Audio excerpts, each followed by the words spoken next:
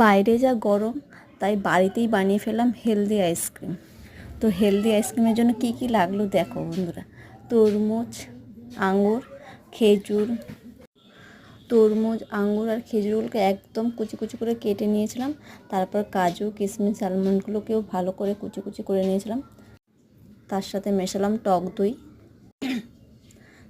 আখের গুড় আর অল্প একটু বিট নুন মিশিয়েছিলাম, যাতে টেস্টটা ব্যালেন্স থাকে। টক দই দিয়েছি তার জন্যই।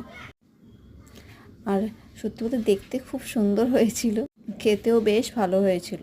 তোমরা কখনো ট্রাই করো। তবে আমার একটা জমেছিল, বাকিগুলো জমেনি, কারণ জানি না।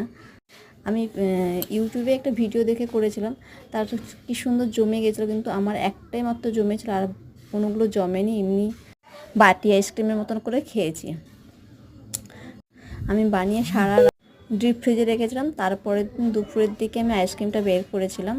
তো দেখো, হেলদি অ্যান্ড টেস্টি আইসক্রিম তোমরাও বাড়িতে বানিয়ে খেও অবশ্যই।